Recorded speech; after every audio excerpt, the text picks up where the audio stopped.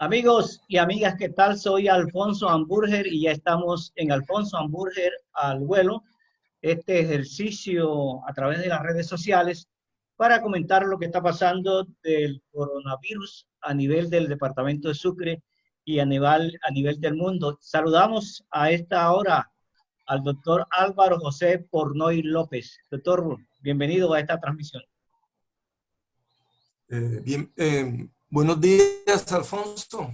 Bienvenido a ti y a tu familia. Y es un placer. Bueno, Álvaro José Pornoy López es médico encargado de la dimensión sexualidad, derechos sexuales y reproductivos de la Secretaría de Salud Departamental en el departamento de Sucre. Hoy vamos a hablar del ABC del coronavirus, a tener en cuenta para prevenir con énfasis en la maternidad y en personas inmunosuprimidas. Doctor, ¿qué es el coronavirus? Alfonso, te comento que esto ha sido una de las estrategias implementadas por la gobernación para difundir a las comunidades el ABC del coronavirus, enseñarles cómo cuidarse, enseñarles cuál es el diagnóstico y cuál es el manejo. El coronavirus es una serie de virus que ya existían desde las décadas pasadas. Son un grupo, no tampoco, son varios grupos que se dieron a conocer en varias epidemias a nivel mundial, una en el 2002 y otra en el 2012. Recuerdas que una hubo en China con una mortalidad de un 10%, o sea que de cada 100 personas infectadas se morían 10. Después, posteriormente, del SARS-1, porque estamos con el SARS-2, el SARS-1 se dio en Oriente, en China, y hubo otro que es el SARS del Oriente Medio, que tuvo una letalidad mucho mayor, que estaba rayando en un 35%, o sea que de 100 personas infectadas se morían 35. ¿Qué diferencia hay entre este virus, el SARS-2, y la patología que produce, que es el COVID-19? Genéticamente son parecidos, son virus de RNA, cadenas sencillas de RNA. La diferencia es que la capacidad de infección está casi que triplicada en este virus con relación al SARS-CoV-1, que estaba en 1.5 y este está en 3. O sea que antes una persona, en ese momento en el 2002, una persona infectaba a otra. Ahora no, ahora una persona infecta a 3. El coronavirus es un virus cubierto, no es un virus desnudo. ¿Qué significa esto? Que tiene una membrana que lo cubre. Doctor, perdón, vamos a ubicarnos más en el centro de la pantalla, porque está a un lado. Exacto. Sí. Bueno, hablemos de esa membrana. Gracias, por favor. Cómo no. Esa membrana es de importancia porque allí es donde actúa el jabón. Ahí es donde actúan el alcohol. Ahí es donde actúa la lejía, o como le llamamos nosotros, el cloro. Entonces, en esa membrana está el mecanismo para que él se fije a nuestras células. Recuerdan que los reservorios de estos virus, de estos grupos de coronavirus, era el murciélago y sigue siendo el murciélago. Y después viene un intermediario que es otro mamífero, porque el murciélago es un mamífero. Y viene otro mamífero que para el caso del SARS-CoV-2 está en discusión. Entonces,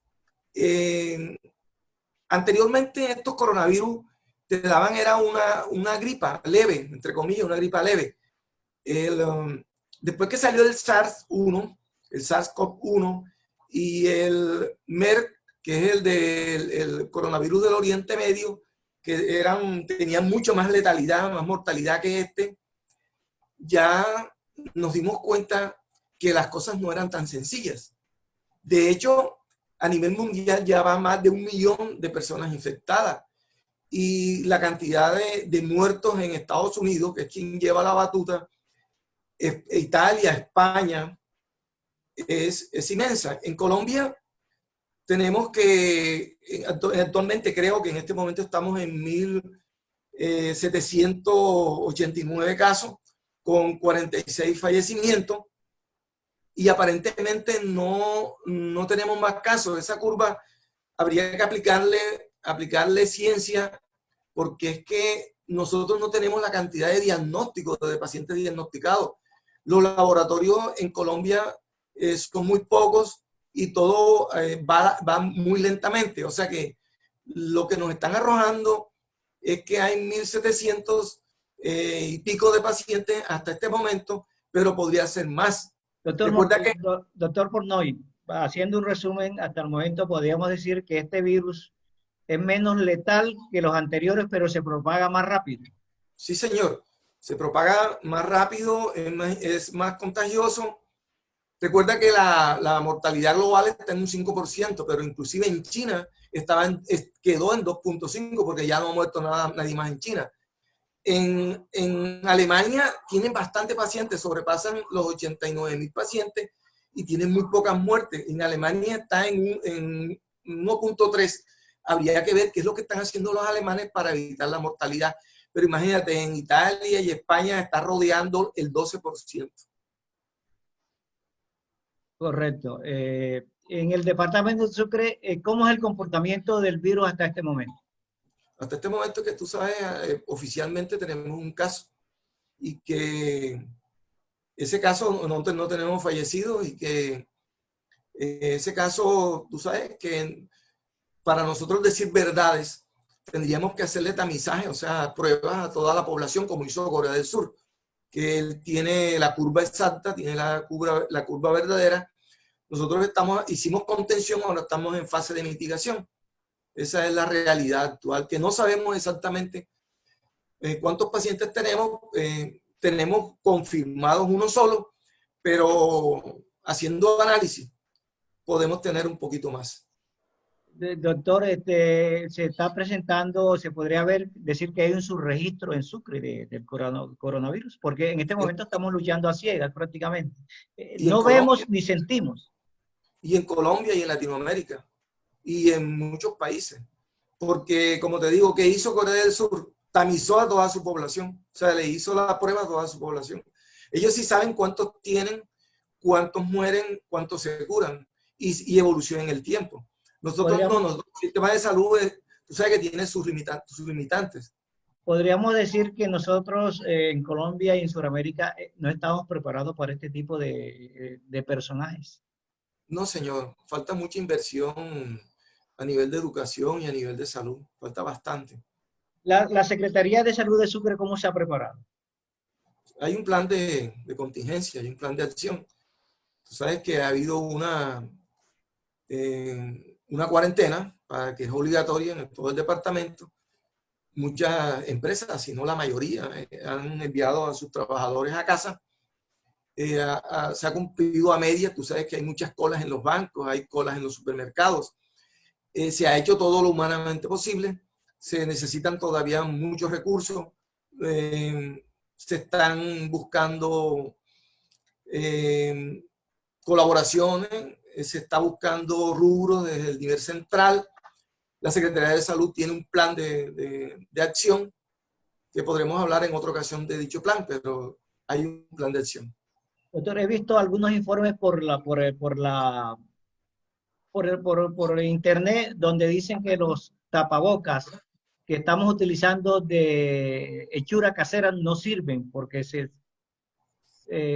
con un aerosol traspasa la tela. ¿Cuáles son los que necesitamos? Alfonso, existen muchos tapabocas en la calle de caseros hechos. Hay recomendaciones incluso en YouTube de cómo hacer un tapabocas, pero ninguno de ellos tiene los fundamentos.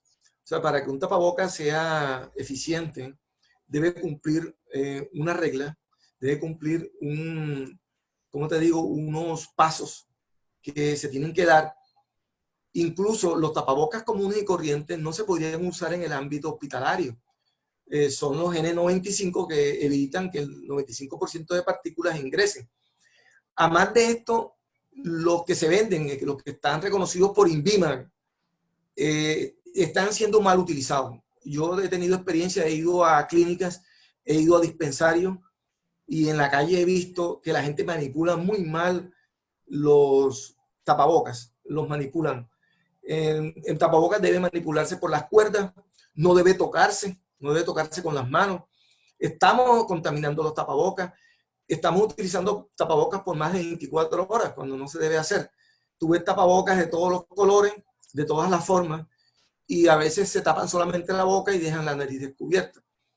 Recuerda que el decreto dice que debemos estar a 2 metros, a 1,5 metros, a 1 metro de separación el uno de otro, que los médicos, el personal de salud deberían utilizar elementos de protección personal adecuados. Dudo mucho que tengamos muchos de esos elementos de protección en nuestras clínicas, porque sabemos que hay mucho déficit presupuestal en las clínicas, pero se está haciendo lo humanamente posible. Doctor Álvaro Pornoy, ¿dónde se consigue un tapaboca que realmente le sirva a la persona? Yo creo que algunas farmacias que están haciendo compras, digamos farmacias que son consideradas serias, que están vendiendo, no se consiguen. Yo en estos días salí cuando me tocó el pico y placa y no pude conseguir un tapabocas, no lo pude conseguir. Entonces, ¿qué te digo? Hay unas que tienen registro. El tapabocas debe venir en una caja sellada con un registro. Conseguíamos tapabocas muy económicos, ahora un tapabocas está en el orden de los 3.500 y los N95 están en el orden de entre 15.000 y 30.000 pesos. Yo le y los N95 no se consiguen, los N95 no se consiguen. Bueno, yo estuve en una farmacia y no había tapabocas. Fui a 5 y no encontré, en una me dijeron, no, pero hágalo usted, usted lo puede hacer. Eso es irresponsabilidad. Eso es irresponsabilidad porque ellos tienen que tener unos, inclusive, si una empresa casera quiere hacer tapabocas, debería cumplir con ciertos pasos, con ciertos requisitos, y debe haber una entidad del gobierno, por ejemplo, INVIMA, que los avale, porque yo no me atrevería a hacer tapabocas y distribuirlo porque sería una irresponsabilidad total. Doctor Pornoy, bueno, el personal médico, las enfermeras, esas tienen que trabajar en campo, esos son los que están en más riesgo, porque están en contacto con los enfermos. Pero en la parte administrativa de la salud, ¿cómo están trabajando? ¿Usted está trabajando desde su casa? Recuerda, Alfonso, que ya no nos denominamos Secretaría de Salud Departamental, somos una secretaría más y la salud ya se liquidó ese nombre hace rato. Ajá. Estamos trabajando, así como estamos tú y yo en este momento, por telesalud, estamos utilizando computadores, celulares, estamos utilizando plataformas como esta, como Zoom, y estamos reportando nuestro trabajo. Y mi rutina es bañarme temprano, afeitarme, lavarme la boca, hacer ejercicio, comer bien, estilos de vida saludables y trabajar permanentemente y semanalmente estamos mandando evidencias de nuestro trabajo. O sea, hay que actuar con responsabilidad, hay que ganarse la platica que nos están pagando y hay que servirle al público. Y hay veces que nos están convocando a reuniones que son reuniones en vivo y en directo, que tenemos que ir a las reuniones, muchos hemos ido. Por lo menos yo tengo bastante limitantes porque yo tengo enfermedades de base que me impiden estar muy en contacto con los otros amigos, pero sí estamos haciendo trabajo desde la casa. Bueno, para quienes han entrado tarde a nuestra audiencia, hoy estamos dialogando con el doctor Álvaro Pornoy.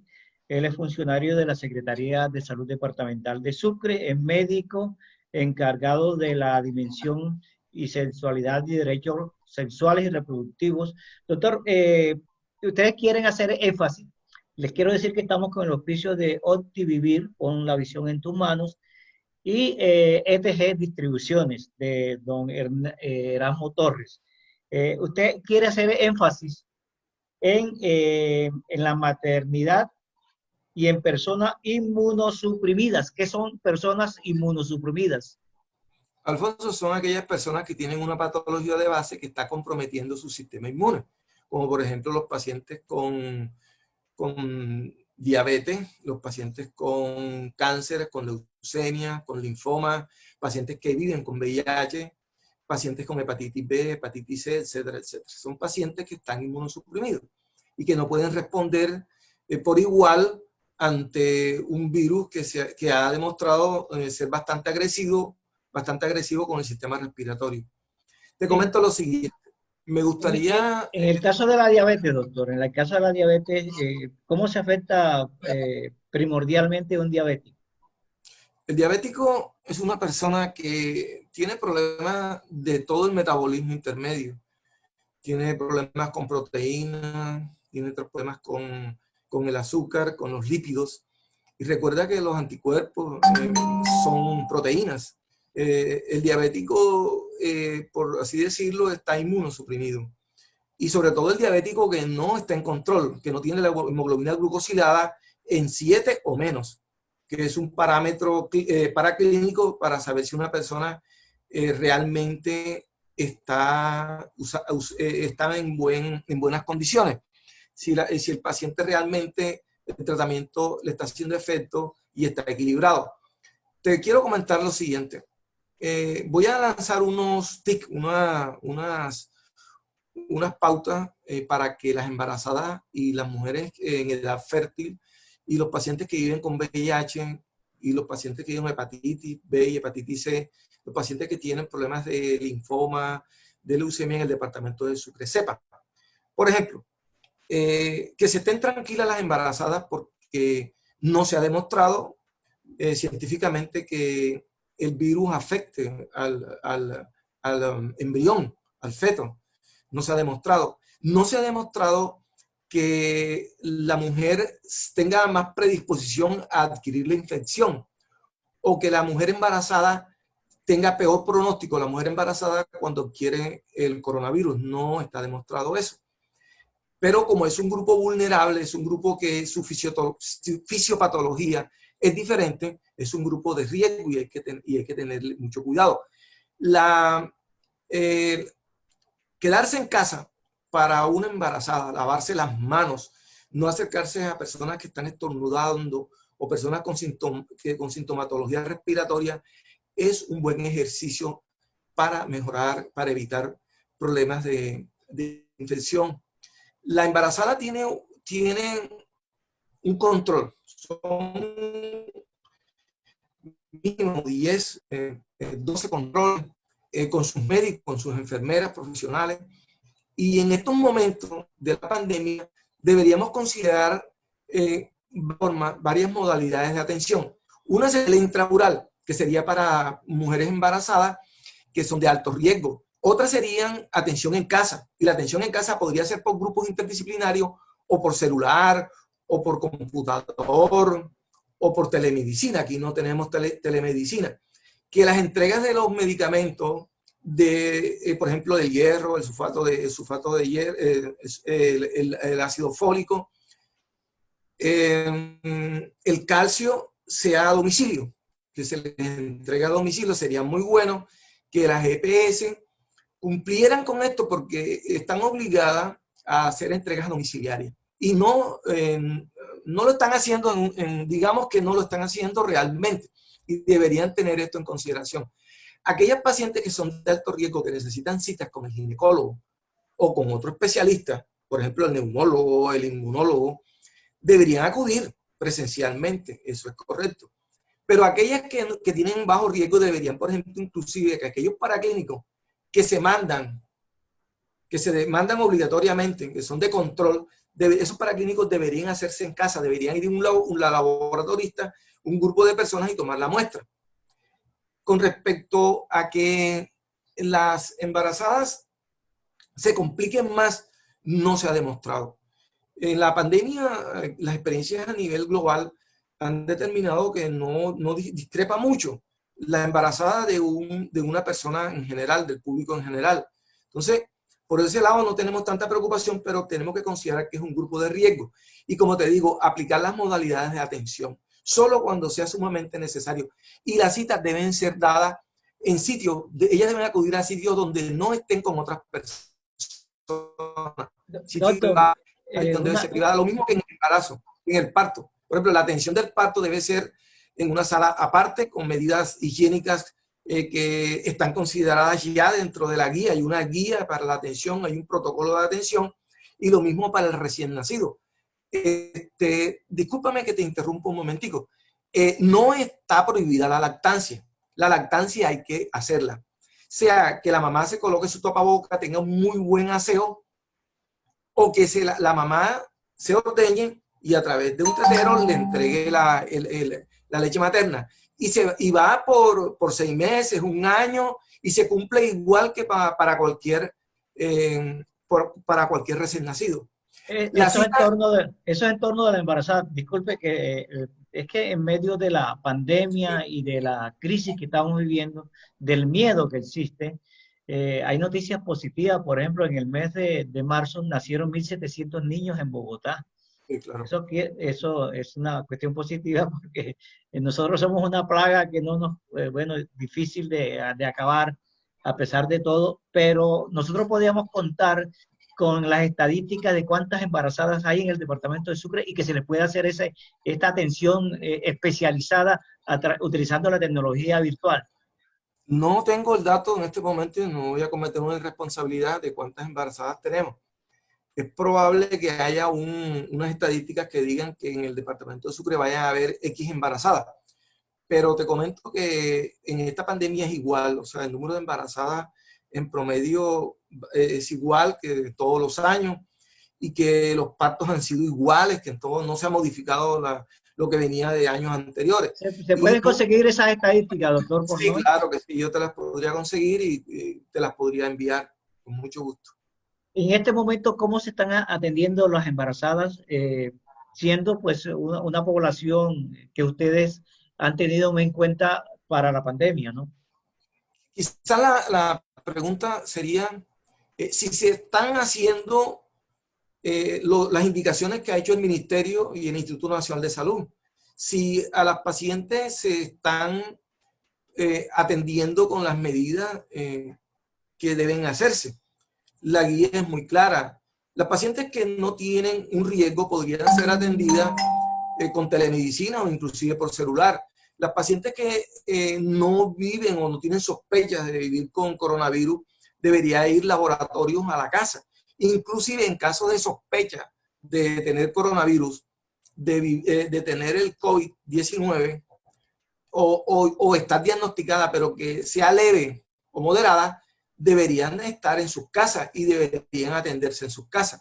Si las pacientes tienen un riesgo alto porque tengan una cardiopatía o una hipertensión o tengan una infección urinaria, esas pacientes deben ir a atención intramural, pero con todas las medidas que se dictan dentro de un protocolo. Hay un protocolo a nivel nacional que salió en este mes, ya salió hace poquito a principios de la semana, y que ya se ha difundido. O sea, todos los médicos que atienden embarazadas, parto, puerperio y recién nacidos conocen la nueva guía, que es una guía que es momentánea, es transitoria, porque se le van a ir haciendo ajustes a medida que se va conociendo más sobre la epidemia. Por eso, bueno, expectativa, doctor Pornoy, en el departamento de Sucre, ya llegando al final de este contacto. Yo creo que podemos hacer otros ya con más estadísticas en cuanto a las embarazadas que ustedes... Tengo un minuto para dirigirme a las poblaciones con VIH, que viven con VIH-Sida. Tengo un minuto. Sí, sí, claro. Bien, decirles a ellos que por tener condiciones de ser pacientes viviendo con VIH-Sida, no les impone una carga más. Ellos van a seguir con sus tratamientos antirretrovirales, las EPS y sus prestadores deben seguir haciendo pruebas, deben seguir dispensando los medicamentos antirretrovirales. Ya se ha sugerido que se le haga la entrega trimestral, que se les entregue por 3 meses, que los dispensarios, o sea, las farmacias que están entregando los medicamentos, se los lleven a sus casas. Los pacientes viviendo con VIH deben seguir tomando sus medicamentos y apenas se haga el diagnóstico con VIH de los casos nuevos, deben tener terapia antirretroviral. Son pacientes que deben tener estilo de vida saludable, deben cuidarse mucho, deben hacer muy buen uso de los tapabocas y de los guantes y protegerse. Son pacientes que deben hacer su estadía en casa. Deben respetar mucho todas las normas de lavado de manos, alejarse de personas que estén estornudando o que sean sintomáticas respiratorias. Ese es un consejo para ellos, que no tienen un riesgo más allá de lo que normalmente puede tener una persona del común, no, pero tener en cuenta que tienen una inmunosupresión y que tienen que tener la carga viral y los CD4 en las cifras correctas. Ellos saben a qué me refiero, un buen control. Los pacientes que van manejando cargas virales indetectables pueden tener control cada 6 meses, incluso, pero que se les garantice la entrega trimestral de los antirretrovirales. Eso es importante. Bueno, expectativa. Bueno, Alfonso, nos cayó muy bien que se haya prorrogado hasta el 27 de abril estas medidas de quedarnos en la casa, que salga hay muchos prototipos de vacunas, que salgan las vacunas. Parece que el prototipo más cercano es el de China, pero en Estados Unidos y en Australia también hay prototipos. Te comento que el plan de contingencia, de mitigación, no debe olvidar, también se tiene que hacer el plan de contención. Hay que seguir con plan de contención, hay que aislarnos en las casas. Todavía aún no hemos salido de ese plan, aunque entramos en plan de mitigación, todavía estamos en el plan anterior, o sea que debemos seguir con la cuarentena y eso se debe respetar. Alfonso, si nosotros desaparecemos el 27 de abril, no dudes en que se van a reanudar nuevos contagios. Se van a reanudar, y si no cambiamos la conducta, esa forma de ser irresponsable. Por ejemplo, hay gente que está llegando a la costa de Bogotá, está prohibido el desplazamiento y están llegando de Medellín, están llegando de Cali, están llegando del exterior. Entonces, por favor, que todos los sucreños que estemos por fuera de Sucre nos quedemos en cuarentena, que nos aislemos, un aislamiento social, pero no sabemos que estamos llegando. El municipio debe tener en cuenta esas colas donde está la gente pegada uno del otro, y las colas en los supermercados. Tenemos que tomar medidas, aunque estemos en el periodo que se ha llamado de mitigación, todavía tenemos que hacer aislamiento social. Bueno, doctor, vamos a dedicarle estos últimos minutos, o yo le propongo una cosa, que para la próxima conexión, para suministrarle esta información de gran utilidad para la comunidad, tengamos ya las estadísticas de cuántas mujeres embarazadas tenemos en el departamento de Sucre. Podemos hacer un rango, una comparación históricamente cómo ha sido el comportamiento, y también el SIDA, porque yo creo que se ha descuidado el SIDA. Esto ha ido incrementándose últimamente de acuerdo con lo que hemos conocido. Sí. Tú vas a editar este video, ¿cierto? Sí, señor.